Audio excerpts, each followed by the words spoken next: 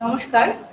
Doctors ডায়ালগের ১২৮তম লাইভে সবাইকে স্বাগত জানাই। আমি পিয়ালি দেব বিশ্বাস। ডক্টরস ডায়ালগে আজকে আমরা এমন একটি রোগ নিয়ে কথা বলবো যেটা অনেকটা পুরনো, কিন্তু এর সঙ্গে সাধারণ বলেই ভাবে বেশিরভাগ মানুষ, কিন্তু বাস্তবটা অন্যরকম। মেজিলস বা হাম, এটা একটা সম্পূর্ণ প্রতিরোধযোগ্য রোগ।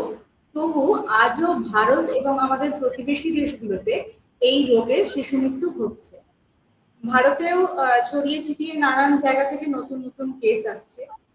এই গুরুত্বপূর্ণ বিষয় নিয়ে আজ আমাদের সঙ্গে রয়েছেন জনস্বাস্থ্য বিশেষজ্ঞ ডাক্তার অনিরুদ্ধ সেনগুপ্ত, এবং ওনার আরো একটা পরিচয় আছে, উনি WHO সার্ভিলেন্স মেডিকেল অফিসার হিসেবে এখন আছেন। আপনাকে স্বাগত ডাক্তার বাবু। Thank you. নমস্কার। নমস্কার। আমরা আমাদের প্রশ্নের আলোচনায় চলে যাচ্ছি।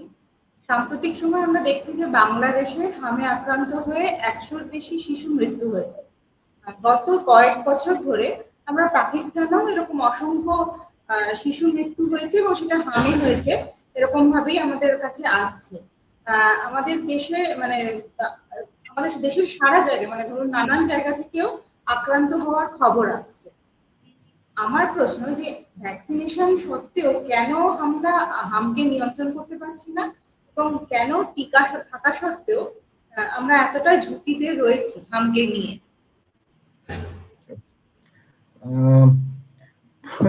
প্রথমে আমি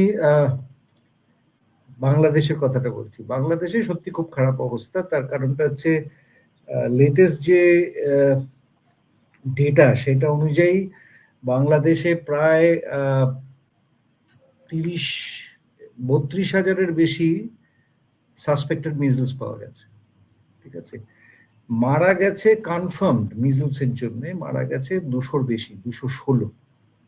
ঠিক আছে, এখন এই যে 30,000-এর বেশি সব কটা যে মানে ল্যাবরেটরি দ্বারা কনফার্মড তা কিন্তু না, এগুলো হচ্ছে suspected measles. Laboratory confirmed approximately 5,000-এর মতো। ঠিক আছে, বাংলাদেশে এই মিজলসের রিসার্জেন্স হওয়ার কারণটা একটু ডিফারেন্ট ইন দ্য সেন্স যে বাংলাদেশে তো প্রাইমারি ইমিউনাইজেশন এনজিও ড্রিভেন ছিল। তো গত 2 বছর ধরে বিভিন্ন রকমের আনরেস্টের জন্য ওখানে ইমিউনাইজেশন সাফার করে। তার ফলে বাংলাদেশে আনইমিউনাইজড বাচ্চার যে কোহর্ট, যে সংখ্যাটা, সেটা একটা বিরাট বড় অ্যাকিমুলেট করে একটা বিরাট সংখ্যা হয়ে গেছিল। এবং তার ফলে এই যে এবারে যে মিজলস হচ্ছে, যে মিজলস সংক্রমণ হচ্ছে, সেটা সাংঘাতিক বেশি রকমের হচ্ছে। ইনফ্যাক্ট তার যেটা যেটা যেটা দেখা যাচ্ছে সেটা হচ্ছে যে বাংলাদেশে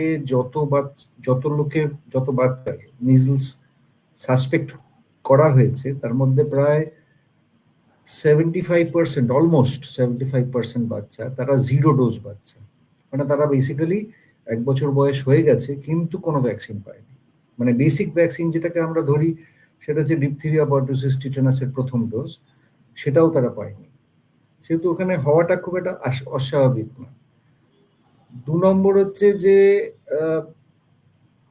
91% বা 90% যাদের মিজলস পাওয়া গেছে বাংলাদেশে তাদের বয়স 14 বছরের কম।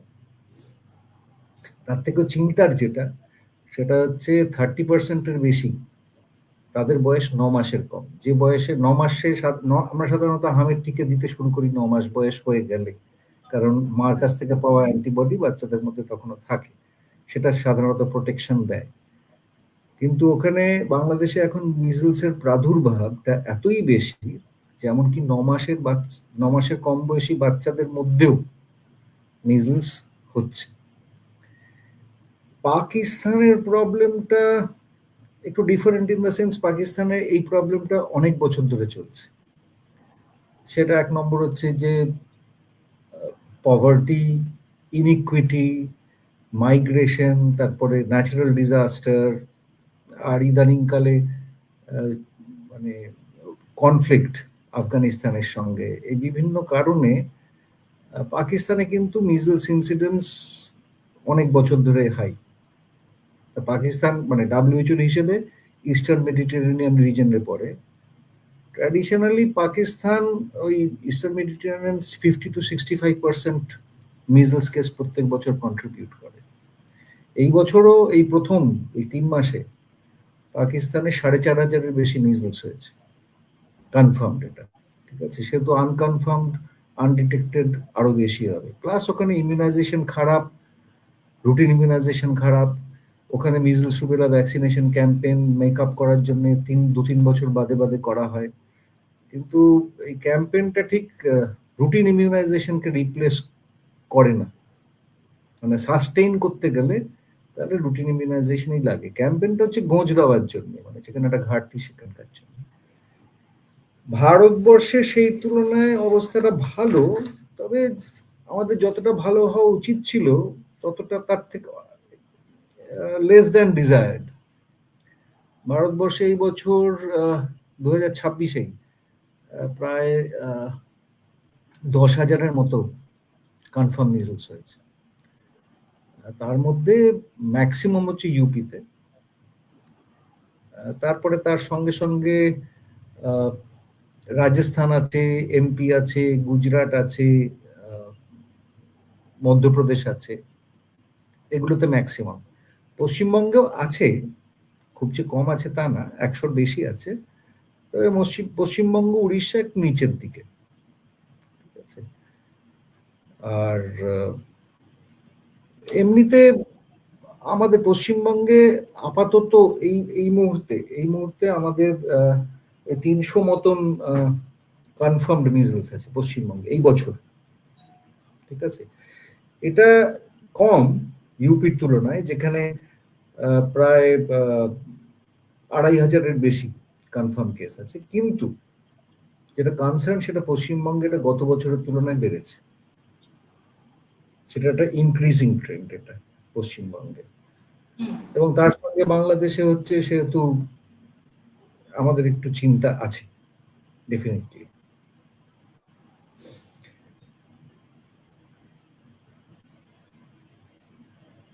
আমরা পরের প্রশ্নে চলে যাচ্ছি। যে আমরা আপনার থেকে আলোচনায় যে শুনলাম, এবং আমরা এটা জানি যে হাম একটা প্রতিরোধযোগ্য রোগ, কিন্তু তবুও আমরা এখন এত সংক্রমণ হচ্ছে কেন? মানে সমস্যাটা ঠিক কোথায়? আপনি বললেন যে পশ্চিমবঙ্গ আগের বছরের থেকে বেড়েছে, সারা ভারত জুড়েই হয়তো বেড়েছে, আর পাকিস্তান আর বাংলাদেশের ক্ষেত্রে কিছু নির্দিষ্ট কারণগুলো আপনি বললেন, কিন্তু আমাদের এখানেও বাড়ছে, তো সেটার কারণটা ঠিক কি? পশ্চিমবঙ্গে সবচেয়ে বড় কারণ উত্তরপ্রদেশ, বিহার একটু ডিফারেন্ট। উত্তরপ্রদেশ, মধ্যপ্রদেশ, রাজস্থান, ওখানে ইমিউনাইজেশন, রুটিন ইমিউনাইজেশন খুব একটা ভালো অবস্থায় নেই, অনেক দিন ধরেই নেই, ঠিক আছে। এবার রুটিন ইমিউনাইজেশনে আমার যদি বাচ্চা বাদ চলে যায়, মিসড হয়, সেটা আমি যতই ক্যাম্পেইন করি না কেন, সেটা দিয়ে সেই ঘাটতি পূরণ করাটা খুব ডিফিকাল্ট। পশ্চিমবঙ্গে যেটা সবচেয়ে বড় প্রবলেম, সেটা হচ্ছে আরবানাইজেশন। এবং আরবানাইজেশন হচ্ছে, তার ফলে মার্জিনালাইজেশন হয়ে গেল, এবং তার ফলে এই পেরি আরবান এরিয়াতে যে মানুষজন থাকে, তারা অনেক সময় ইকুইটেবল সার্ভিসেস পায় না, তাদের কাছে পৌঁছয়ই না, ঠিক আছে। এবং তার ফলে যদি তাদের কাছে পৌঁছয়, সেখানে যে সবসময় আমরা একটা সবাই ভাবে যে রেজিস্ট্যান্স হচ্ছে একটা বড় কারণ, রেজিস্ট্যান্সের পেছনে একটা বড় কারণ হচ্ছে তাদের কাছে রেগুলার বেসিসে সার্ভিসেস পৌঁছয় না। যদি একবার পৌঁছতে শুরু করে, তখন ট্রাস্ট তৈরি হয়। সেই ট্রাস্ট তৈরি হলে তখন কিন্তু এতটা রিফিউজাল থাকে না। কিন্তু ওটাই হচ্ছে সবচেয়ে বড় প্রবলেম, যে 1 নম্বর হচ্ছে ম্যান পাওয়ারের প্রবলেম আছে পেরি আরবান এলাকাতে। 2 নম্বর হচ্ছে যে নজরদারির অভাব আছে, মনিটরিং এর অভাব আছে, বা সেটা এখন যেটা মানে ক্যাচওয়ার্ড, সেটা হচ্ছে সাপোর্টিভ সুপারভিশনের অভাব আছে, ঠিক আছে। আর ফাইনালি হচ্ছে যে রেজিস্ট্যান্স আছে, একদম নেই তা না, ভয় আছে, রেজিস্ট্যান্স আছে। ভয়ের জন্য যদি টিকে দিলে কিছু হয় অসুবিধা, তাহলে কার কাছে যাব, এই সাপোর্ট সিস্টেমটারও অভাব আছে। তার ফলে পশ্চিমবঙ্গে প্রাইমারিলি প্রবলেমটা হচ্ছে পেরি আরবান এলাকাগুলো, এবং সেখানেই কিন্তু ম্যাক্সিমাম দেখা যাচ্ছে যে মিজলস কেস যেগুলো হচ্ছে, পাওয়া যাচ্ছে, যেগুলো কনফার্ম, সেগুলো এই জায়গাগুলোতেই ম্যাক্সিমাম। আচ্ছা, আপনি পশ্চিমবঙ্গে আপনার মধ্যে দুটো বিষয় বললেন, একটা হলো রেজিস্ট্যান্স বললেন, আর একটা হলো রিফিউজাল বললেন। একটু আমাদের সবার বোঝার জন্য একটু যদি বলে দেন যে রিফিউজালটা কি আর রেজিস্ট্যান্সটা কি, কার ক্ষেত্রে? রেজিস্ট্যান্স রিফিউজাল অ্যাকচুয়ালি একই। রিফিউজাল মানে হচ্ছে আমি আমার বাচ্চাকে ভ্যাকসিন দেব না। মানে এটা সবচেয়ে বড় এক্সাম্পল আমি বলবো যে কলকাতার আশেপাশে হচ্ছে মহেশতলা পৌরসভা এলাকায়, ঠিক আছে? সেখানে ভ্যাকসিন অনেক সময় রিফিউজ করতো, যারা যারা বলতো আমরা বাচ্চাকে আমরা ভ্যাকসিন দেব না, আমাদের আমাদের পরিবারে এটা চল নেই। তার কারণটা হচ্ছে তারা, এক নম্বর হচ্ছে তারা যারা ভ্যাকসিন দিতে আসছে তাদের ভালো করে চেনে না, তাদের উপর ভরসা করা যায় কিনা তারা জানে না, সেটা হচ্ছে এক নম্বর। দু নম্বর হচ্ছে যে তাদের ভ্যাকসিন দেওয়াটা, ভ্যাকসিন তাদের কাছে নতুন, তাদের যতই বোঝানো হোক না কেন, এবার ভ্যাকসিন দিলে যদি কোনো অসুবিধা হয় তাহলে কোথায় যাবে এই চেইনটা খুব একটা ক্লিয়ার না। এটা কারোর কাছেই ক্লিয়ার না, কিন্তু যারা ভ্যাকসিন দিচ্ছে, যারা ভ্যাকসিনেটর, যারা ওখানে যাচ্ছে গিয়ে ভ্যাকসিন দিচ্ছে, তাদের কাছেও কিন্তু কোনো যদি সমস্যা হয় তাহলে কার কাছে পাঠাবো, কোন হাসপাতালে যাবে, এই জিনিসটা খুব একটা ক্লিয়ার সবসময় থাকে না। সেটা যদি থাকতো, এটা যদি স্মুথ হতো এই ব্যাপারটা, তাহলে কিন্তু ব্যাপারটা অনেক সহজ হয়ে যেত। এটা হচ্ছে এক নম্বর। দু নম্বর হচ্ছে যে ম্যান পাওয়ার, ফ্রন্টলাইন ওয়ার্কারের সংখ্যা যত দরকার তার তুলনায় কম। তার ফলে বেশ কিছু এলাকা আছে যেগুলোতে কোনো ফ্রন্টলাইন ওয়ার্কার নেই, মানে ground level worker, grassroot level worker নেই। তার ফলে অন রেগুলার বেসিস তাদের কাছে যে যাওয়া, একটা বাচ্চাকে ভ্যাকসিন দেওয়া হলো, তারপরে তার জ্বর আসবে, কিছু কিছু ভ্যাকসিনের পরে তো জ্বর আসবেই, আরো কিছু অন্য অসুবিধা হতে পারে, কিছু অসুবিধা থাকতে পারে যেটা বাড়ির লোকের মনে হচ্ছে এটা অসুবিধা, আসলে সেটা অসুবিধা না, ঠিক আছে? কিন্তু সেটার জন্য তো একটা ফলো আপ দরকার, দুদিন বাদে তার বাড়িতে কারো যাওয়া দরকার, তাকে বোঝানো দরকার, অ্যাসিওর করা দরকার। অনেক জায়গাতে আমাদের ওয়ার্কার নেই যে সেখানে যাওয়ার মতো, তারা হয়তো আসছে ভ্যাকসিন নিতে, কিন্তু তারপরে যে ফলো আপটা এটা অনেক সময় হচ্ছে না, তার ফলে ভরসা তৈরি হচ্ছে না, ঠিক আছে? আর কিছু কিছু জায়গাতে যেখানে অ্যাক্সেস নেই, সেখানে যেমন কি এক্সাম্পল দেবো, কলকাতার এক্সাম্পল দিই। কলকাতায় ভ্যাকসিন নিতে গেলে যাদের খুব নেওয়ার ইচ্ছা আছে তাদেরকেও হয়তো 5 কিলোমিটার যেতে হয় ভ্যাকসিন নেওয়ার জন্য। এবং তার ফলে মানে ভ্যাকসিনের যেখানে আমি হাতে নাতে কোনো ফল পাচ্ছি না, দেখছি না, চোখের সামনে দেখতে পাচ্ছি না যে বাচ্চাটার সঙ্গে সঙ্গে 1 কিলো ওজন বেড়ে গেল ভ্যাকসিন নেওয়ার ফলে, সেরকম যদি না হয়, আমি একদিন যাব, দুদিন যাব, তারপরে ভাববো ঠিক আছে কালকে অসুবিধা আছে, পরশু যাব, পরশু দিন হবে না ভ্যাকসিনেশন, 1 মাস পেরিয়ে যাবে, ডিলে হবে, তারপরে বাচ্চা অসুস্থ হবে, এবার বাচ্চা সুস্থ হলে তখন ভ্যাকসিন নেব, এইভাবে ড্রপ আউট হয়, ঠিক আছে? তা পশ্চিমবঙ্গে এটাই হচ্ছে প্রাইমারিলি প্রবলেম, এবং সেটা থেকেই রেজিস্ট্যান্স তৈরি হয়, তারপরে গুজব রটে, এবার সেই গুজব ভাঙানোর জন্য কোনো লোক কেউ যাচ্ছে না, কেউ মানে কাউন্টার আর্গুমেন্ট দিচ্ছে না, এইভাবে হচ্ছে হচ্ছে আর কি। সেই এই রিফিউজাল রেজিস্ট্যান্স এই কারণেই হচ্ছে। তার মানে বোঝা যাচ্ছে যে রিফিউজাল রেজিস্ট্যান্স এগুলো একটা বড় কারণ আহ, সংক্রমণ নতুন করে হওয়ার বা না কমার, এবং তার সাথে সাথে অবশ্যই পরিকাঠামো একদম। এবং মানুষ মানে সেই অবধি পৌঁছাতে মানুষের কাছে না পৌঁছানো একটা বড় সমস্যা। আপনি আমরা আমরা আলোচনাতেই প্রথমের দিকে একটা জিরো ডোজ চিলড্রেনের কথা বললেন আপনি। যেসব শিশুরা একবারও টিকা পায়নি তাদের হলো জিরো ডোজ চিলড্রেন বলা হয়। তো তাদের সংখ্যাটা কি ক্রমশ বাড়ছে, মানে এদের কাছাকাছি পৌঁছানো কঠিন হয়ে পড়ছে কেন? আমরা বেশ কিছুটা আলোচনা করেছি, যদি আরো একটুখানি বুঝিয়ে বলেন। আহ, বাড়ছে ঠিক না, এটা অ্যাকচুয়ালি কোভিড এর পরে তখন তো ভীষণ ভ্যাকসিনেশন, রুটিন ইমিউনাইজেশন, ভ্যাকসিনেশন শক্ত হয়ে গেছিল ব্যাপারটা, হতো কম, পৌঁছতো কম ইত্যাদি। তারপরে 2022-23 এরকম সময় দিয়ে ভারতবর্ষে 1.4 মিলিয়ন, তেমন হচ্ছে 14 লক্ষ, তাই তো, প্রায় জিরো ডোজ বাচ্চা ছিল, মানে যাদের কাছে প্রথম 1 বছরের মধ্যে কোনো ভ্যাকসিনই পৌঁছয়নি, মানে অন্তত ডিপথিরিয়া পারটুসিস টিটানাস আছে যে ভ্যাকসিনটা, সেই ভ্যাকসিনটা পৌঁছয়নি। সেটা প্রোগ্রেসিভলি কমেছে, কমে এখন ওই 1 মিলিয়নের একটু কম, কিন্তু সেই বাচ্চাদের কাছে কিন্তু এখনো 1 বছরের মধ্যে ভ্যাকসিনটা পৌঁছচ্ছে না। সেটা ভারতবর্ষের মতো দেশে বিভিন্ন জায়গায় বিভিন্ন কারণে, কিছু কিছু জায়গা আছে যেখানে আমাদের ইমিউনাইজেশন মেকানিজম সিস্টেমটা স্ট্রং না, ঠিক আছে। অনেকগুলো জায়গা আছে যেখানে মাইগ্রেশন একটা বিরাট issue, migration specially seasonal migration. Seasonal migration একটা বিরাট ইস্যু, তার কারণটা হচ্ছে সেখানে বাচ্চারা যেখান থেকে আসছে সেখানে পাচ্ছে না, আর যেখানে আসছে তারা সেখানকার তো বাসিন্দা না, সে তো আমাদের লিস্টে নেই।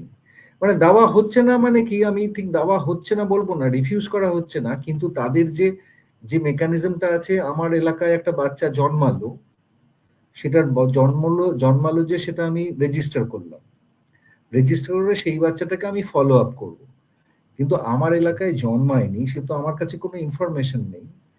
কিন্তু যে ইটভাটা বা যেখানেই আসুক না কেন বাচ্চাটা, সেখানে গিয়ে পিরিয়ডিক্যালি যে খুঁজে দেখা, সেই জিনিসটা সবসময় হয় না। তার ফলে অনেকগুলো বাচ্চা আসছে যাদের আমার কাছে কোনো ডেটা নেই, আমার কাছে তাদের নাম নেই, সেই জন্য আমি তাদের খুঁজে বের করছি না, তার ফলে তারা মিসড হয়ে যাচ্ছে। এটা হচ্ছে সবচেয়ে বড় কারণ জিরো ডোজ বাচ্চা পারসিস্ট করার পেছনে।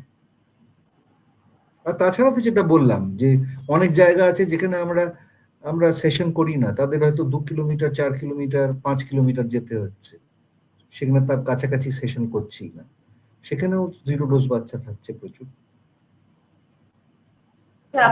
আপনার এই আলোচনা প্রসঙ্গে আমার যেটা একটা মনে হলো প্রশ্ন, যে আপনি বললেন যে তারা আমাদের খাতায় তো বা আমাদের লিস্টে তো সেই বাচ্চাটার নাম নেই, তাহলে আমরা সে আর কি যখন আসছে সে সেটা পাচ্ছে।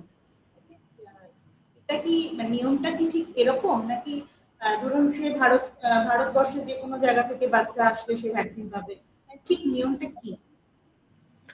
নিয়ম হচ্ছে তো অ্যাবসলিউটলি, মানে ভারতবর্ষের যে কোনো জায়গায় শুধু ভারতীয় না, যদি অভারতীয় যদি কোনো বাচ্চা আসে আমার কাছে ভ্যাকসিন নিতে, আমি তাকে দিতে বাধ্য। এবং তাকে যে সবসময় কাগজপত্র নিয়ে আসতে হবে তা কিন্তু না, ঠিক আছে। মানে ইমিউনাইজেশনে আমরা বলি সবচেয়ে গর্হিত অপরাধ হচ্ছে যদি কোনো বাচ্চা ভ্যাকসিন নিতে আসে তাকে ভ্যাকসিন না দিয়ে ফেরত পাঠানো। তার সঙ্গে কথা বলে, বাড়ির লোকের সঙ্গে কথা বলে, কি কি ভ্যাকসিন পেয়েছে বাচ্চাটা এর আগে, সেটা একটা একটা একটা আন্দাজ করতে হয়, করে সেই অনুযায়ী তাকে আমি ভ্যাকসিন দেব। কারণ ভ্যাকসিনের একটাই সুবিধা, সেটা হচ্ছে যে যদি কোনো একটা ভ্যাকসিন একটা অ্যাডিশনাল ডোজ পড়ে যায়, হয়তো বাড়ির লোক ঠিক করে বলতে পারলো না, যে গার্জিয়ান যিনি সঙ্গে নিয়ে এসছেন তিনি ঠিক করে বলতে পারলেন না, তার ফলে হয়তো একটা ডোজ দ্বিতীয়বার পড়ে গেল, তাতে বাচ্চার কোনো, আজকাল ভ্যাকসিনের যে সেফটি গার্ড যেগুলো থাকে, এফিকেসি যেটাকে শব্দ ব্যবহার করা হয়, এফিকেসিটা কমানো হয় সেফটি বাড়ানোর জন্য। শুধু যদি অ্যাডিশনাল ডোজ পড়ে যায় কোনো বাচ্চা, তাতে বাচ্চার কোনো ক্ষতি হওয়ার সম্ভাবনা নেই। এটা খানিকটা হচ্ছে ওই বাড়িতে একটা বাচ্চা পড়াশোনা করছে, সে পরীক্ষার আগে 4 বার রিভিশন করার কথা 5 বার করে ফেললো, কোনো ক্ষতি হবে না, লাভই হবে। আচ্ছা, আমাদের এই যে আপনি সমস্যাগুলোর কথা নিয়ে আমরা আলোচনা করছি, আপনি একটু আগে একটা কথা বললেন যে কলকাতার ক্ষেত্রে ভ্যাকসিনেশনটা বেশ সমস্যা, কারণ অনেক জায়গায় মানুষ হয়তো জানে না যে কোথায় ভ্যাকসিনেশন হয়, বা অনেক ক্ষেত্রে প্রাইভেটে অনেকে দিয়ে নেয়, হ্যাঁ, কিন্তু একটা বড় একটা শ্রেণী তারা এই আওতার মধ্যে আসছে না। তো আমার যেটা প্রশ্ন, যে এই যে এতক্ষণ আমরা যে আলোচনাগুলো করলাম, সেটা সমস্যাটা কি গ্রামে বেশি না শহরে? গ্রামে অতটা সমস্যা নেই, শহরেই প্রাইমারিলি সমস্যা। শহরের মধ্যেও পেরি আরবান, মানে পেরি আরবান এলাকাগুলোতে সবচেয়ে বেশি সমস্যা। সেখানে লোকজন আসলে তারা একটু কনফিউজড হয়ে যায়, তারা শুরু করে ভ্যাকসিনেশন, হয়তো তারা মনে করে, সবাই মনে করে, অনেকেই মনে করে যে প্রাইভেটে ভ্যাকসিন দিলে সেটার কোয়ালিটি হয়তো বেটার, ঠিক আছে, সেটা শুরু করলো হয়তো সেখানে, কিন্তু প্রাইভেটে ভ্যাকসিনেশন ইজ খুবই যথেষ্ট এক্সপেন্সিভ। এবার কিছুদিন বাদে সেটা কন্টিনিউ করতে পারলো না। এবার তাদের সমস্যাটা হচ্ছে তারা যেহেতু হয়তো তাদের পাড়ায় ভ্যাকসিনেশন হয় না, সেই ওয়ার্ডে হয়তো দুটো জায়গায় হয়, তারা জানে না সেটা, যদি জানতো তাহলে হয়তো সেখানে বাচ্চাকে নিয়ে যেত, ঠিক আছে।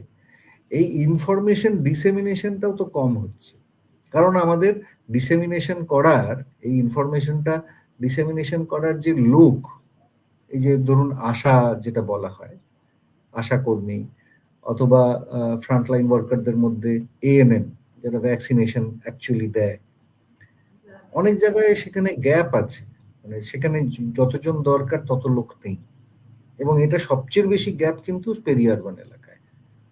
সেই জন্য ইনফরমেশন ডিসেমিনেশনটা যেহেতু হচ্ছে না, তার ফলে অনেকেই সেই খবরটা পাচ্ছে না, তাদের বাড়ির কাছে কোথাও হচ্ছে কিনা সেটা জানে না, ঠিক আছে, তার ফলে ড্রপ আউট হচ্ছে এবং এই গ্যাপটা তৈরি হচ্ছে। আপনি কোভিডের কথা আমরা একটু আগেই আলোচনা প্রসঙ্গে এসেছিল, কোভিডের সময় সারা পৃথিবী জুড়ে একটা ভ্যাকসিনেশন ক্ষতিগ্রস্ত হয়েছিল।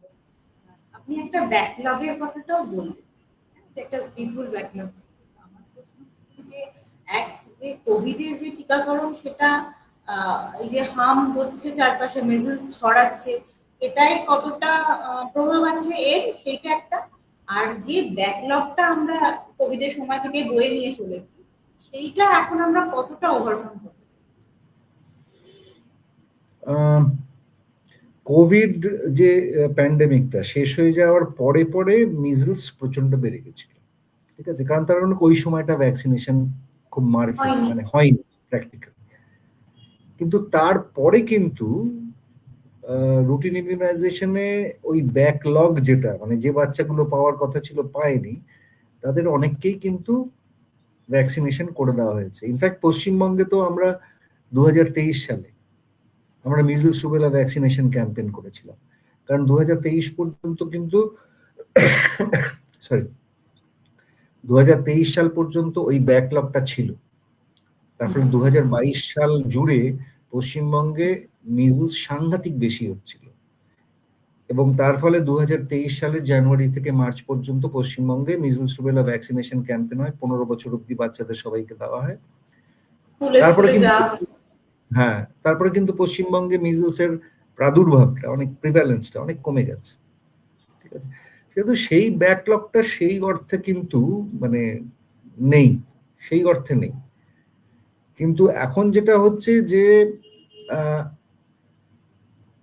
এক নম্বর হচ্ছে যে এই পশ্চিমবঙ্গে যেমন এই বছর যতজনের হার্ম হয়েছে কনফার্ম, তাদের সবার বয়স 43%-এর 40% কি 45%-এর মতো 10 বছরের কম বয়স, ঠিক আছে। আর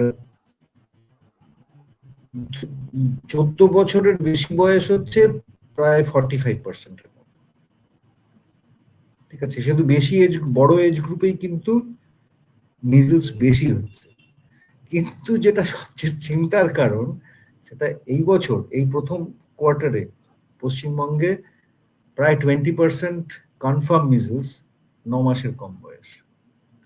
তার মানে আমরা ঠিক সময় তাদের কাছে পৌঁছচ্ছি না, অথবা কতগুলো পকেট রয়ে যাচ্ছে, ঠিক আছে। মানে আমি বলতে চাইছি যে হয়তো অনেকগুলো জায়গায় গোটা ব্লক বা গোটা জেলাটা যদি ধরি আমি, তাহলে হয়তো ইমিউনাইজেশন কভারেজ ভালো পার্সেন্টেজ হিসেবে দেখলে, কিন্তু তার মধ্যেই কতগুলো পকেট থেকে যাচ্ছে, সেই পকেটগুলোতে ইমিউনাইজেশন কভারেজটা খারাপ, এবং মিজলস কিন্তু সাস্টেইনড হচ্ছে ওই পকেটগুলোতে, ঠিক আছে।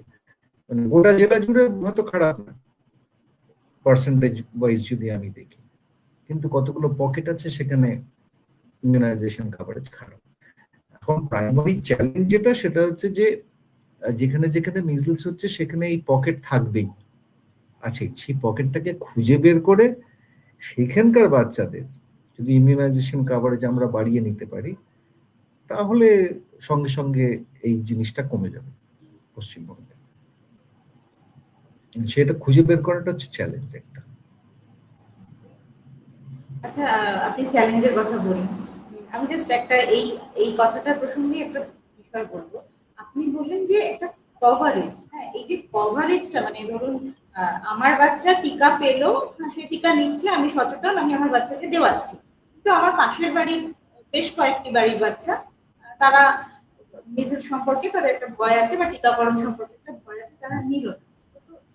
কিন্তু এইবার যখন কার্যক্ষেত্রে দেখা যাচ্ছে যে আমার বাচ্চা টিকা নেওয়া সত্ত্বেও আমার বাচ্চার হার্ম হলো বা আরো পাশের বাড়ি অনেকের হলো, এবার তো মানুষের প্রশ্ন আসতে পারে যে টিকা নেওয়া হয়েছিল তবু কেন এই হার্মটা হলো। এই যে আপনি যে কভারেজের বিষয়টা বলছেন, এটা একটু সবার বোঝার মতন করে একটু যদি আমাদের বলে দেন যে কোথায় গিয়ে সমস্যাটা হয়। আসলে আমরা কমিউনিকেশন যেটা করি, যা বলি, যাদের ভ্যাকসিন দিই আমরা, তাদের যেটা অনেক সময় বলা হয় যে এই যে টিকাটা দেওয়া হলো, তোমার বাচ্চার এই অসুখটা হবে না, সেটা একদম অ্যাবসলিউটলি নট কারেক্ট। ঠিক আছে, সম্ভাবনা কমে যাচ্ছে, সেটা বলতে পারি আমরা। ঠিক আছে, তার কারণটা হচ্ছে আমি একটা বাচ্চা, আমরা যখন ভ্যাকসিন দিই, আমি একটা এক্সাম্পল দিচ্ছি, একটা ভ্যাকসিন দিলাম, তার ফলে হয়তো 100টা অ্যান্টিবডি তৈরি হলো। ঠিক আছে, এবার যদি আমার চারপাশে যে মানুষজন আছে তাদের থেকে তো আমার মধ্যে জীবাণু ঢুকবে, আমার মধ্যে যদি 100-র বেশি জীবাণু ঢোকে, তাহলে ভ্যাকসিন নেওয়া সত্ত্বেও আমার অসুখটা হবে। আর যদি 100-র কম ঢোকে জীবাণু, তাহলে আমার অসুখটা হবে না। এবার সমস্যাটা হচ্ছে আমি ভ্যাকসিন নিলাম, আমার বাড়ির বাচ্চা ভ্যাকসিন নিল। আপনি এক্ষুনি যে এক্সাম্পলটা দিলেন যে আমার চারপাশে অনেক আনভ্যাকসিনেটেড ফ্যামিলি রয়ে গেছে, তাহলে কিন্তু আমার বাচ্চারও ভ্যাকসিন নেওয়া সত্ত্বেও অসুখটা হতে পারে, কিন্তু কম হবে, প্রকোপটা কম হবে। ঠিক আছে, সেই জন্য কাভারেজ শব্দটা ব্যবহার করা হয়। কাভারেজ শব্দটা ব্যবহার করে দুটো দিক আছে। একটা হচ্ছে যে কোনো একটা জিওগ্রাফিক্যাল এলাকায় সেখানকার যারা কর্মী, স্বাস্থ্যকর্মী, তারা নিজে হাতে ভ্যাকসিন দিচ্ছে। এবার তারা হয়তো 75% বাচ্চাকে ভ্যাকসিন দিল, তারা হয়তো 75% ভ্যাকসিন দিল 75% বাচ্চাকে। ঠিক আছে, বাকি আরো 20% বাচ্চা তারা হয়তো অন্য ব্লকে গিয়ে ভ্যাকসিন নিল, তাহলেও কিন্তু সেই এলাকার কাভারেজটা ভালো। ঠিক আছে, আর একটা যেটা ফ্যাক্টর থাকে সেটা হচ্ছে যে এটা মাথায় রাখতে হবে যে মানে আমরা যে ভ্যাকসিন দিই সেইটার সেরো কনভার্সন বলে একটা শব্দ আছে, মানে ভ্যাকসিনটা কতটা এফেক্টিভ। সেহেতু আমি যদি 100টা বাচ্চাকে কোনো একটা ভ্যাকসিন দিই, সেটা বিভিন্ন ভ্যাকসিনের ক্ষেত্রে ভ্যারি করে। যেমন রুবেলা ভ্যাকসিন যদি আমি 100টা বাচ্চাকে 9 মাস বয়সের পরে দিই, তাহলে তার মধ্যে 98 জনের যথেষ্ট বেশি সংখ্যক অ্যান্টিবডি তৈরি হয়ে যায়। হামের ক্ষেত্রে সমস্যা হয়, 9 মাসের পরে যদি আমি 100টা বাচ্চাকে ভ্যাকসিন দিই হামের, 85 জনের অ্যান্টিবডি তৈরি হবে যথেষ্ট সংখ্যায়, 15 জনের তৈরি হবে না। তার কারণটা হচ্ছে মায়ের কাছ থেকে পাওয়া অ্যান্টিবডি তখনও থেকে গেছে বলে। এবার সেই বাচ্চাগুলোকে আমার সেই জন্য দ্বিতীয়বার দিতে হয় 16 মাস বয়সের পরে, তাহলে সেটা 95%-এর উপরে গিয়ে পৌঁছায়। ঠিক আছে, সেরকম পোলিওর জন্য মিনিমাম 3বার দিতে হয়, পোলিও খাওয়াতে হয়।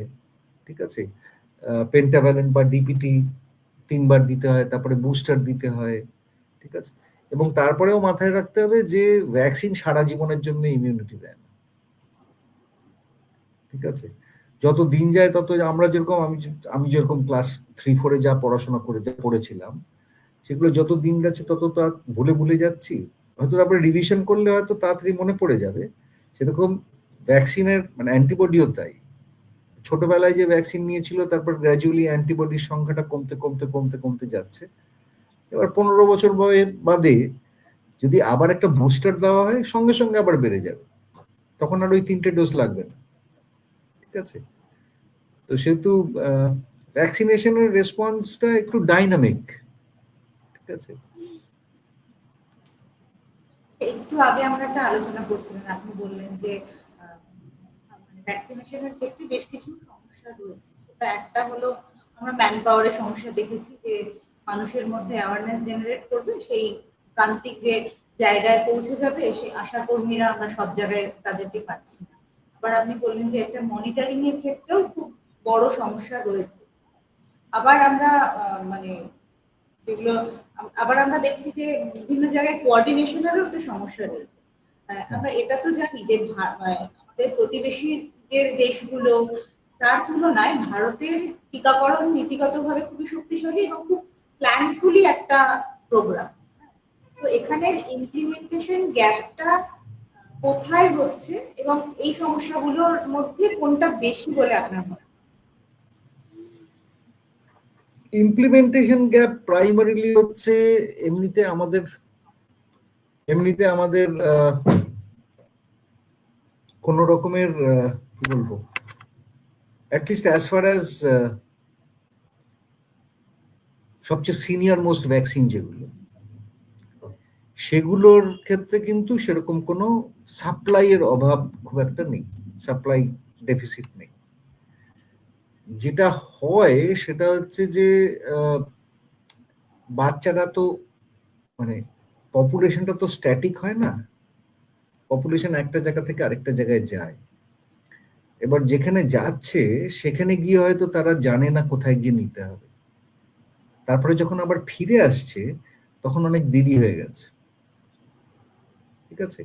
তখনও ভ্যাকসিন দেওয়া হচ্ছে তাদের, কিন্তু তারা তার মানে অলরেডি বেশ কিছুদিন অ্যাট রিস্ক থেকে গেল, তার মধ্যে অনেকের আবার সেই অসুখটা হয়েও যাচ্ছে, ঠিক আছে। এই ট্র্যাকিং মেকানিজমটা এইটাতে এখনো আমাদের সেরকম মানে কি বলবো স্ট্রিমলাইনড এখনো হয়নি। নানান রকম ভাবে চেষ্টা করা হয়। এখন সেটা হয়তো ব্লকের মধ্যে কোনো সমস্যা হয় না, বা জেলার মধ্যে হলেও সেটা সম্ভব হয়। একটা জেলা থেকে যখন আরেকটা জেলায় চলে যাচ্ছে, বা একটা রাজ্য থেকে যখন আরেকটা রাজ্যে চলে যাচ্ছে, তখন ইট বিকামস ভেরি ডিফিকাল্ট এই ট্র্যাকিং করাটা, ঠিক আছে।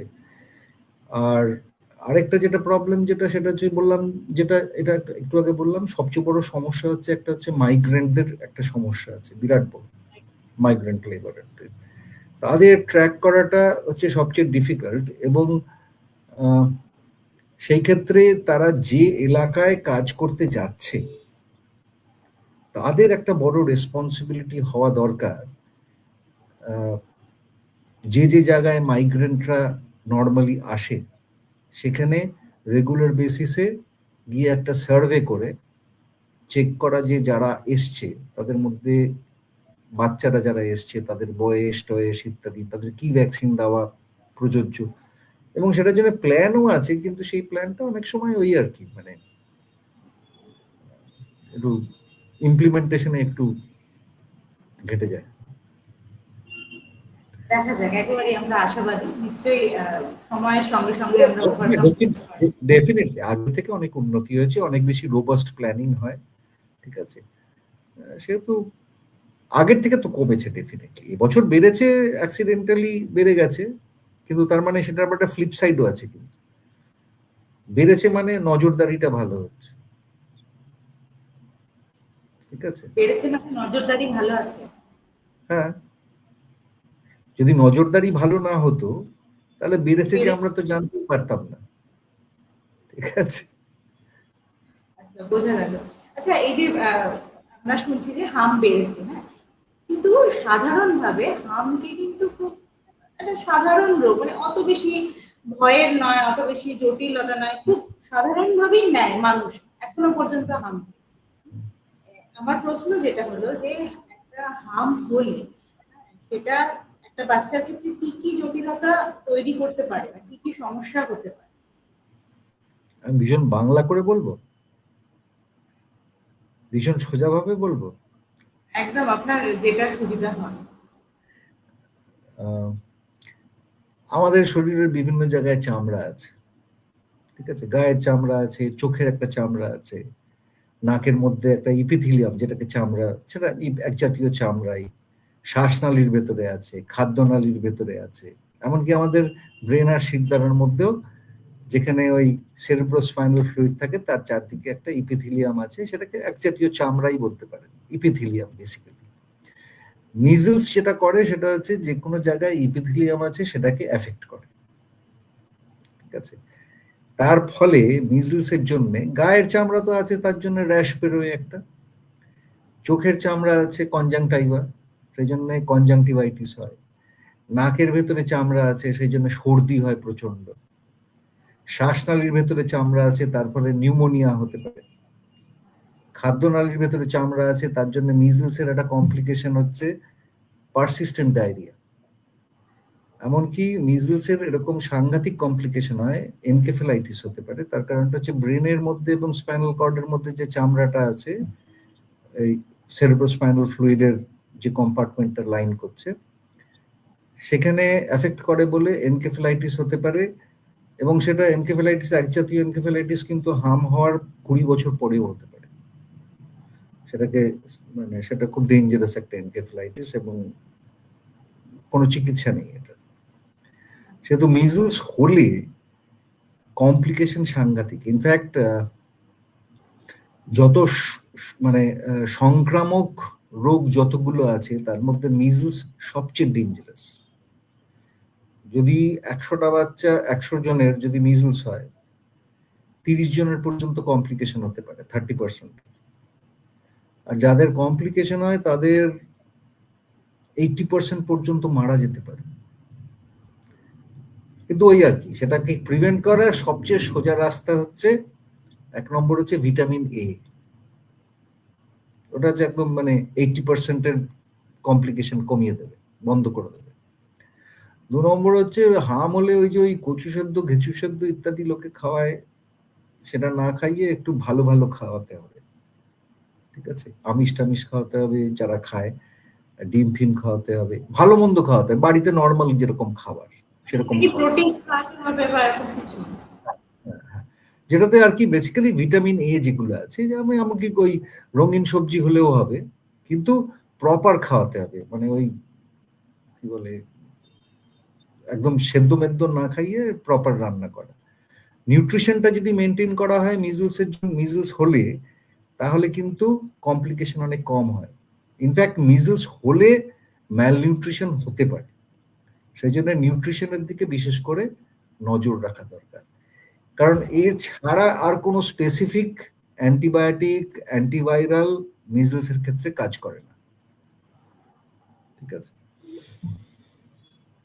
ঠিক আছে, আপনি মানে সেক্ষেত্রে আমাদের যেটা বুঝতে হবে যে হাম হলে তাহলে আমরা আমাদের যেরকম ডাক্তারবাবু বললেন যে ধরনের খাবারগুলো, সেদিকটা দেখতে হবে। কারণ আমরা আমাদের মধ্যে প্রবণতা থাকে অনেক সময়, দেখেছি যে যদি এই ধরনের কিছু মায়ের দয়া বা আরো নানান রকমের নাম দিয়ে সাধারণ নিরামিষ খাবার রোগীকে দেয়, এটা করা যাবে না।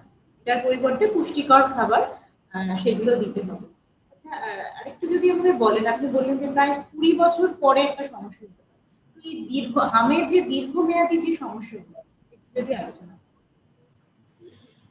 দীর্ঘমেয়াদী সমস্যা মানে অ্যাকচুয়ালি হাম হওয়ার পরে কমপ্লিকেশন গুলো সাধারণত ওই 2-3 মাসের মধ্যেই হয়। এই যে নিউমোনিয়া বললাম, ডায়রিয়া বললাম, বা এনকেফেলাইটিস বললাম ইত্যাদি, এগুলো সব 2 মাসের মধ্যেই হয়। কনজাংটিভাইটিস তার সঙ্গে যদি ভিটামিনের ডিফিসিয়েন্সি থাকে, তাহলে ওই কর্নিয়াল স্কারিং হয়ে তাহলে অন্ধ হয়ে যেতে পারে, ঠিক আছে। এগুলো সব সাধারণত 2-3 মাসের মধ্যেই হয়। যেটা বললাম ওটা হচ্ছে রেয়ার, মানে রিলেটিভলি রেয়ার, যদি খুব রেয়ার না, সেটাকে বলে মানে ভীষণ শক্ত একটা মানে নাম আর কি, সাবঅ্যাকিউট স্ক্লেরোসিং প্যানএনকেফেলাইটিস, এটা নাম মনে রাখলেও চলবে, এসএসপি। ওটা এক জাতীয় এনকেফেলাইটিস যেটা হামের পরে 20 বছর বাদেও হতে পারে। মানে হবেই যে তার কোনো গ্যারান্টি নেই, তার কোনো মানে নেই, খুব কমই হয় কিন্তু হতে পারে, ঠিক আছে। আদারওয়াইজ 2-3 মাসের মধ্যে যদি কমপ্লিকেশন যদি কিছু না থাকে, যদি বাচ্চার ওয়েট লস আন্ডার মানে ম্যালনিউট্রিশন যদি প্রেসিপিটেটেড না হয়ে থাকে, তাহলে লং টার্ম কমপ্লিকেশন বলে সেই অর্থে সেরকম কোনো লং টার্ম কমপ্লিকেশন নেই। ঠিক আছে, আর আলটিমেটলি তো আমাদের অবজেক্টিভ হচ্ছে বেসিক্যালি ইমিউনাইজেশনে, আমাদের অবজেক্টিভ হচ্ছে রেকমেন্ডেড যেটা, সেটা যে আমরা যদি 95%-এর বেশি বাচ্চাকে যদি ভ্যাকসিনেট করতে পারি তাহলে মিজলস কিন্তু অটোমেটিক্যালি এলিমিনেশন হয়ে যাবে। ঠিক আছে, সেটাই হচ্ছে আমাদের অবজেক্টিভ, যে এলিমিনেশন। তারপরে তো আমরা ইরাডিকেশনের কথা পরে ভাবতে পারি, কিন্তু ওই 95% পর্যন্ত বাচ্চাদের ভ্যাকসিন দেওয়া, 9 মাসের পরে প্রথম ডোজ, 16 মাসের পরে সেকেন্ড ডোজ, সেটাতে আমরা মাঝে মাঝে মানে সেটা পর্যন্ত পৌঁছতে পারিনি এখনো, সেই জন্যই হার্ম হচ্ছে এখনো। আপনি বললেন যে 95% পর্যন্ত যদি বাচ্চারা রুটিন ইমিউনাইজেশনের আওতায় আনা যায় তাহলে অনেকটাই এইগুলো এলিমিনেট হয়ে যাবে, এই ধরনের অনেক রোগ। আমার যেটা প্রশ্ন, যে ভ্যাকসিন নিয়ে যে ভয়, গুজব বা বিভিন্ন রকমের মিস ইনফরমেশন, এইগুলো বাস্তব ক্ষেত্রে কতটা বাধা হয়ে দাঁড়ায় রুটিন ইমিউনাইজেশনের ক্ষেত্রে?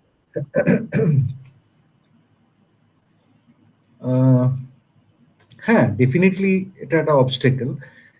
সবচেয়ে বেশি অবস্টেকেল যেটা, সেটা হচ্ছে যে ভ্যাকসিনের সাইড এফেক্ট সম্বন্ধে গুজব। ঠিক আছে, কিন্তু এই সবগুলোই যা মিস ইনফরমেশন যেগুলো ঘুরে বেড়ায় বা রিউমার যেগুলো ঘুরে বেড়ায়, যেগুলোর উপর যেগুলো হচ্ছে যেগুলো বেসিস তৈরি করে রিফিউজাল বা ভ্যাকসিন অ্যাভয়েডেন্স বলতে আমরা যেটাকে বলি, ঠিক আছে, ভ্যাকসিন অ্যাভয়েড করা, সেটা অনেকটাই কিন্তু অ্যাড্রেসড হয়ে যায় যদি সেই ইস্যুটাকে ডিলে না করে আমরা যদি সেটাকে as soon as possible address করি। যদি আমরা জানতে পারি কোনো একটা বাচ্চার কিছু একটা অসুবিধা হয়েছে ভ্যাকসিন দেওয়ার পরে, তারপরে যদি সঙ্গে সঙ্গে সেই বাচ্চারকে কাউন্সেল করা হয়, সেই বাচ্চার যা সমস্যা হোক না কেন সেইটা সমাধান করার জন্য যদি সিস্টেম থেকে সেরকম একটা ব্যবস্থা করতে পারে, তাহলে কিন্তু সেখানে একটা ডায়ালগ তৈরি হয়। ঠিক আছে, এখন কিছু লোক থাকবেই যারা কিছু লোক তো থাকবেই যারা কিছুতেই কিছু বুঝবে না, তারা নিজেরা যেটা বুঝেছে সেটাই হবে, কিন্তু বেশিরভাগ লোক তারা কিন্তু যদি একটা সাপোর্ট পায়, সাপোর্ট সিস্টেম যদি থাকে এবং সেটার ব্যাপারে যদি তারা যদি কনভিন্সড থাকে, তাহলে কিন্তু এই যেগুলো ভুল ধারণা, ভ্রান্ত ধারণা যেগুলো, সেগুলো চলে যায়, ওই একটু একটু এমপ্যাথি লাগে, কার কি অসুবিধা, কার কোথায় সুবিধা, কোনো জায়গায় হয়তো সন্ধেবেলা বা বিকেলবেলা বা ছুটির দিনে হয়তো ভ্যাকসিনেশন করলে সুবিধা হয়, তাহলে সেটা তাই করতে হবে আর কি। মানে আমি আমার শুক্রবার দিন হয় বলে আমি শুক্রবার দিনই করব, অন্যদিন করা যাবে না, এটা কোথাও পাথরে খোদাই করা নেই। এমপ্যাথি লাগে, মানে কোথাও একটা সিস্টেমকে আরো একটু মানবিক হতে হবে। অ্যাবসলিউটলি, তা নাহলে তো যে মানুষদের ভ্যাকসিন দেওয়া হচ্ছে তারা তো মানুষই, তো সেহেতু সিস্টেম তো মানে ইনফ্লেক্সিবল হলে চলবে না। ঠিক আছে, আচ্ছা, আমার পরের যে প্রশ্নটা সেটা হলো, ভারতে হাম সংক্রান্ত ডেটা বা সার্ভাইলেন্স সিস্টেম কি কতটা নির্ভরযোগ্য? কারণ আমরা এখানে শুনে থাকি যে একটা আন্ডার রিপোর্টিং এর সমস্যা সবসময়, এই সমস্যাগুলো কি একটা আরো বড় করে তুলেছে? মিজলস এর আন্ডার রিপোর্টিং বা রুবেলাতে আন্ডার রিপোর্ট, মানে vaccine preventable disease in general, সেটার আন্ডার রিপোর্টিং খুব একটা হয় না। ঠিক আছে, না খুব একটা হয় না। এখন যেটা হতে পারে সেটা হচ্ছে যে এমন কোথাও একটা হার্ম হচ্ছে বা রুবেলা হচ্ছে বা কোনো একটা সংক্রামক রোগ সেখানে হচ্ছে, সেখানে হয়তো ইনফরমেশন সিস্টেমটা নেই, এই নজরদারির যে সিস্টেমটা সেখানে জোরদার নেই। ঠিক আছে, কিন্তু সেরকম জায়গা খুব বেশি নেই। আমি এইটুকু বলতে পারি যে ভারতবর্ষে এবং পশ্চিমবঙ্গে যে এই নজরদারি সার্ভেলেন্স সিস্টেম যেটাকে বলছি আমরা, সেটা কিন্তু স্ট্রং। এবং তার ফলে যেটা হচ্ছে যে আমরা অনেক জায়গাতে আউটব্রেক হচ্ছে মিজলসে, সেটা আমরা সঙ্গে সঙ্গে প্রায় ধরতে পারছি। যেমন এখন আপাতত বীরভূমে একটা আউটব্রেক চলছে, ঠিক আছে, মুর্শিদাবাদে আউটব্রেক চলছে। সেগুলো কিন্তু খুব ছোট অবস্থাতে কিন্তু ধরা পড়েছে। সেহেতু আন্ডার রিপোর্টিং ভ্যাকসিন প্রিভেন্টেবল ডিজিজে খুব একটা সিগনিফিক্যান্ট প্রবলেম। সেটা অন্য অসুখের ক্ষেত্রে হয়তো হয়েছিল, কিন্তু এখন পর্যন্ত সেরকম এভিডেন্স আমরা দেখি। আমরা প্রথমেই যখন আলোচনা শুরু করেছিলাম, আপনি একটা কথা বলেছিলেন যে রুটিন ইমিউনাইজেশনটা ভীষণ একটা গুরুত্বপূর্ণ একটা ব্যাপার, এবং কোনো একটা জায়গায় গিয়ে যেটা যে মানে আনুষ্ঠানিকভাবে যে রুটিন ইমিউনাইজেশনের বাইরে গিয়ে অনেক রকমের ক্যাম্পেইন ভিত্তিক যে ইমিউনাইজেশন প্রোগ্রাম যেগুলো হয়, সেইগুলো নাকি রুটিন ইমিউনাইজেশন, এর মধ্যে কোনটাকে বেশি গুরুত্ব দেওয়া উচিত বলে আপনি মনে করেন? কারণ রুটিন ইমিউনাইজেশন তো চলছে, কিন্তু ক্যাম্পেইনের মাধ্যমে তো এরকম হয় যে অনেকগুলো বাচ্চা একসঙ্গে ভ্যাকসিনেশন হলো, কোনটা বেশি গুরুত্ব এবং কেন? Actually, routine immunization is more important than campaigns. Routine immunization যদি খুব স্ট্রং হয়, তাহলে ক্যাম্পেইনের কোনো প্রয়োজন হয় না। ক্যাম্পেইনটা আমরা কখন করি? যখন আমরা করি যে কোনো একটা জায়গায় রুটিন ইমিউনাইজেশন, আমরা দেখতে পাচ্ছি যে রুটিন ইমিউনাইজেশন ভালো না, এবং রুটিন ইমিউনাইজেশন দিয়ে সেখানে ওই কাভারেজ যে শব্দটা বললাম, ঠিক আছে, বা পপুলেশনের ইমিউনিটি ওভারঅল, ঠিক আছে, 100টা বাচ্চা আছে, তার মধ্যে 95% বাচ্চার বেশি ভ্যাকসিনেটেড হবে, সেরকম অবস্থায় পৌঁছতে হয়তো সময় লাগবে। তখন আমরা সেখানে একটা ক্যাম্পেইন করি। সেখানে ছোট জায়গা হলে তাহলে ওই special immunisation week, catch up campaign, বিভিন্ন সময় বিভিন্ন রকম নাম ব্যবহার করা হয়।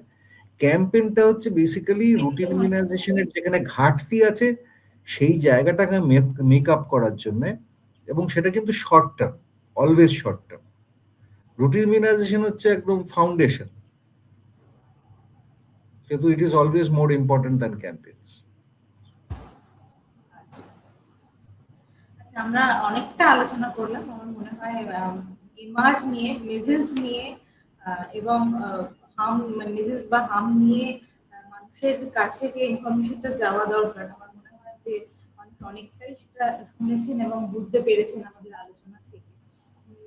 আমরা শেষের দিকে চলে এসেছি। আমার যেটা প্রশ্ন, যে ভ্যাকসিন নিয়ে যে ভয়গুলো, সেটা ভাঙানোর জন্য কি করা উচিত, সেটা সরকারের কি করা উচিত, সেটা সাধারণ মানুষের কি ভূমিকা থাকবে বলে আপনার? সবচেয়ে ইম্পর্টেন্ট হচ্ছে যে যখন ভ্যাকসিন দেওয়া হচ্ছে তখন সাইড এফেক্ট গুলো বলে দেওয়া, এই জিনিস এক্সপেক্ট করতে পারেন, হবে এটা। ভ্যাকসিন দিলে মানে যে ভ্যাকসিনে ডিপথিরিয়া, পারটুসিস, টিটানাস আছে, ব্যথা হবে, জ্বর হবে, জায়গাটা ফুলবে, ঠিক আছে, এটা এক্সপেক্ট করতে পারেন। অনেক সময় হামের ভ্যাকসিন দেওয়ার পরে দিন 7 বাদে ওই হামের মতো র্যাশ বেরোয়, একটু জ্বর আসবে, একটু র্যাশ হবে। এটা কিন্তু বলে দিতে হবে। এটা যদি বলে দিই আমরা এই অসুবিধা হতে পারে এবং তার জন্য কি করতে হবে, ঠিক আছে, সেটা যদি বলে দেওয়া হয়, তাহলেই কিন্তু এই মানে এতটা ভুল বোঝাবুঝি থাকে না ভ্যাকসিন নিয়ে, ঠিক আছে। সেহেতু এই ইনফরমেশন ডিসেমিনেশন, মানে সমস্ত পেশেন্টকে বা পেশেন্টের গার্জিয়ানকে অ্যাকচুয়ালি অ্যাডাল্ট হিসেবে ট্রিট করা, দ্যাট ইজ ভেরি ইম্পর্টেন্ট, ঠিক আছে। কারণ এই ইনফরমেশনটা কমপ্লিট ইনফরমেশন দেওয়া, তাহলেই কিন্তু অনেক ভুল বোঝাবুঝি, তার ফলে ভ্যাকসিন অ্যাভয়েডেন্স, ঠিক আছে, ইত্যাদিগুলো কমে যায়। আর তার সঙ্গে সাপোর্ট সিস্টেমটা তো থাকতেই হবে। আমি বললাম যে গেলে ভ্যাকসিনটা নেওয়ার পরে অসুবিধা হলে তাহলে ডাক্তারবাবুকে দেখাবে, কিন্তু কোন ডাক্তারবাবুকে দেখাবে, ঠিক আছে, কোন হাসপাতালে যাবে, এই রেফারেল মেকানিজমটাও ইম্পর্টেন্ট, যে তাদের জানতে হবে যে কোথায় গেলে তারা অ্যাপ্রোপ্রিয়েট হেল্প পাবে, ঠিক আছে। তার মানে তাহলেই দ্যাট ইজ গুড এনাফ। মানে মানুষকে বিশ্বাস করতে হবে। এক হলো তাদেরকে সম্পূর্ণটা জানিয়ে তারা বিষয়টা বুঝবে, সেটা আমার বোঝা। সিস্টেমকে সেটা বুঝতে হবে যে হ্যাঁ তারা বুঝবে, এবং সেই সঙ্গে সাপোর্টটা প্রোভাইড করা, যে যাতে সেই মানুষটা যখন বিপদে পড়বে বা তার যখন কোনো সাইড এফেক্ট হচ্ছে, সেটা যেন সে সেই সময় গিয়ে সঠিক চিকিৎসাটা পায়। মানে অ্যাকচুয়ালি ওই মানে যদি যে ভ্যাকসিন দিল সে যদি বলে যে আজকে রাতে কিন্তু জ্বর আসবে, তাহলে এই প্যারাসিটামলটা খাইয়ে দেবে, এবং যদি জ্বর আসে তাহলে মা কিন্তু জানছে যে হ্যাঁ হয়তো দিদিমণি বলেছিলেন যে জ্বর আসবে, তাহলে সে ভয় পাবে না, বা অ্যাটলিস্ট কম ভয় পাবে। ঠিক আছে, এবং জ্বর আসলে কি করতে হবে সেটাও সে জানে, কারণ দিদিমণি বলে দিয়েছেন। ঠিক আছে, আর আরেকটা যেটা খুব ইম্পর্টেন্ট সেটা হচ্ছে তার সঙ্গে সঙ্গে, ঠিক আছে, মানে সবচেয়ে বেশি মিস ইনফরমেশন বোধহয় বিভিন্ন ডাক্তারের কাছ থেকে যায়, ঠিক আছে, যাদের কাছ থেকে ঠিক ইনফরমেশন যাওয়া, সেখান থেকে একটা ইউনিফর্ম ইনফরমেশন যাওয়া উচিত, এক নম্বর। দু নম্বর হচ্ছে যে অন্যান্য অন্যান্য যারা ডিপার্টমেন্টের লোকজন আছে, মানে অন্যান্য ডিপার্টমেন্টে অন্যান্য স্ফিয়ারে যারা কাজ করছে, তাদেরও একটা রোল আছে। ঠিক আছে, মানে আমি যদি আমার বাড়িতে বাচ্চাদের ভ্যাকসিনেশন যদি না দিই, তাহলে আমার বাড়িতে যারা কাজ করে তারাও ভ্যাকসিন কিন্তু কনভিন্সড হবে না তারা। ঠিক আছে, সংবাদ মাধ্যম, ঠিক আছে, সেখানে যদি যে নিউজগুলো যেগুলো সার্কুলেটেড হয় সেগুলো যদি ভেরিফাই করে তারপরে সার্কুলেটেড হয় ইনস্টেড অফ জাস্ট রিউমার্স, ঠিক আছে, তাহলে অনেক কিন্তু প্রবলেম অনেক কমে যায়, তাদের একটা খুব পজিটিভ ইম্প্যাক্ট থাকে। তারপরে ধরুন আরেকটা যারা যারা যারা পলিটিক্যাল লিডারশিপ যারা আছেন, তাদের একটা খুব ইম্পর্টেন্ট রোল আছে, তারা তো রোল মডেল অনেক সময় কমিউনিটির। ঠিক আছে, শুধু তাদেরও যদি একটা তাদের অ্যাক্টিভ পার্টিসিপেশন যদি থাকে, তাহলে অনেক জায়গাতে আমি দেখেছি এটা, অনেক জায়গাতে পলিটিক্যাল লিডারশিপ যারা তারা যখন অ্যাক্টিভলি পার্টিসিপেট করেন তখন কিন্তু কাজটা অনেক সহজ হয়ে যায়। ঠিক আছে, সবাই মিলে everybody has to pool in some effort, তাহলে হয়ে যায়। একদম। আমরা প্রায় আমাদের অনুষ্ঠানের একেবারে শেষের দিকেই উপস্থিত হয়ে গেছি। ধন্যবাদ ডক্টর সেনগুপ্তকে এত গুরুত্বপূর্ণ তথ্য আমাদের সাথে ভাগ করে দেওয়ার জন্য। আজকের আলোচনা থেকে একটা বিষয় পরিষ্কার যে হাম একটা প্রতিরোধযোগ্য, কিন্তু প্রতিরোধের জন্য দরকার যেটা সঠিক সময়ে টিকা, সচেতনতা এবং আমাদের সামাজিকভাবে সম্মিলিত উদ্যোগ। আপনাদের সবাইকে ধন্যবাদ ডক্টর ডায়ালগের সঙ্গে থাকার জন্য। আপনারা যখন ভিডিওটা দেখছেন, যদি আপনারা শেয়ার করেন তাহলে সচেতনতা ছড়াবে, অনেক শিশুর জীবন বাঁচানোর প্রথম ধাপ এটা হতে পারে। আজকের মতন আমরা এখানে অনুষ্ঠান শেষ করছি। আগামী সপ্তাহে উপস্থিত থাকবো স্বাস্থ্যক্ষেত্রে জ্বলন্ত কোনো ইস্যু। Thank you.